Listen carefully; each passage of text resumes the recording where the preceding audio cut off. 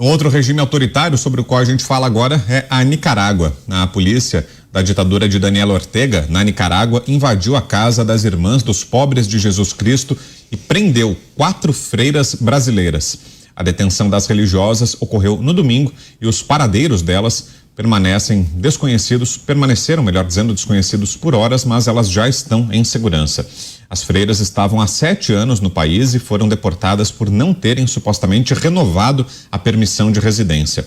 Oficialmente, 84 religiosos já foram perseguidos e expulsos da Nicarágua nos últimos 5 anos, mas pesquisadores e órgãos dizem que esse número é muito maior. José Maria Trindade, começo com você, Zé, temos 3 minutos. Esse foi o segundo grande constrangimento de Lula nesta reunião.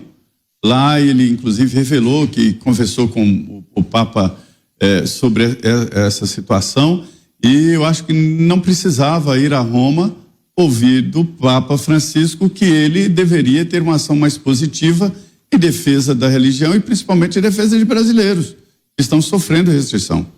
O regime lá está, sim, perseguindo religiosos e esta é uma parte...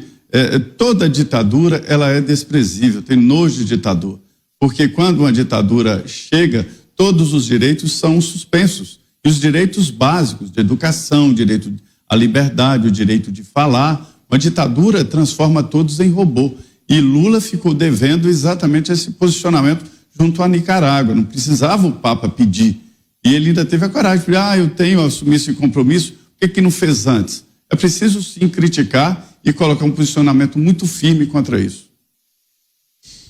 Você, Mota? A democracia relativa da Nicarágua mandou prender freiras brasileiras. A ordem deve ter partido diretamente do democrata relativo que governa a Nicarágua. A Nicarágua é um país onde agora vigora a liberdade relativa. Essa semana eu escrevi um artigo falando sobre liberdade. Em um trecho desse artigo eu pergunto onde estavam os juristas da Venezuela e da Nicarágua? Como foi possível que um ditador patético como Ortega tomasse o controle de um país? Como Hugo Chávez conseguiu fazer isso em um país que chegou a ser tão próspero como a Venezuela foi? Um país que possui uma das maiores reservas de petróleo do mundo. A resposta foi dada pelo economista da escola austríaca, Friedrich Hayek. Ele disse: a liberdade não se perde de uma vez, mas em fatias, como se corta um salame. Muitas ditaduras se instalam assim, aos poucos, um passo de cada vez, contando com a cumplicidade, a ganância ou a covardia das pessoas. Até que um belo dia você acorda e descobre que quem manda na sua vida é um Ortega ou um Chávez.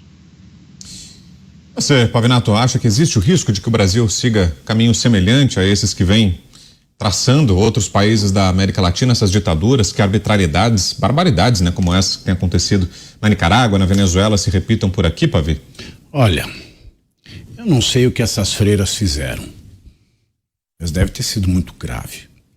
Eu não sei se essas freiras postaram alguma coisa no Twitter, eu não sei se essas freiras estiveram na capital da Nicarágua, rogando praga contra o regime do Daniel Ortega. Eu não sei se essas freiras ficaram na frente de algum quartel na Nicarágua pedindo coisa que eu não sei o que essas freiras fizeram, mas a diferença entre essas freiras e muitas das senhoras aquarteladas aqui no Brasil, para mim, se resume ao uso do hábito. Você, Dantas, estranha de alguma forma esse silêncio da comunidade internacional diante de tudo que está acontecendo na Nicarágua? Essa resposta ainda muito tímida, né? Essa paralisia, né, que a gente acompanha em relação a tudo que está acontecendo na Nicarágua, e a reação do governo brasileiro sente falta de um posicionamento mais firme, Dantas? É disso que se trata, Brown. os abusos, o arbítrio na Nicarágua já está claro há muito tempo. As freiras brasileiras são as vítimas mais recentes desse arbítrio, desse regime de força do tirano Daniel Ortega.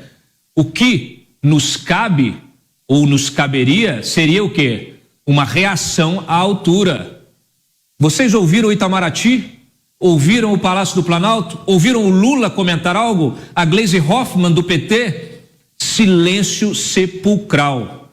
E o silêncio aqui, ele grita, ele estoura os nossos tímpanos.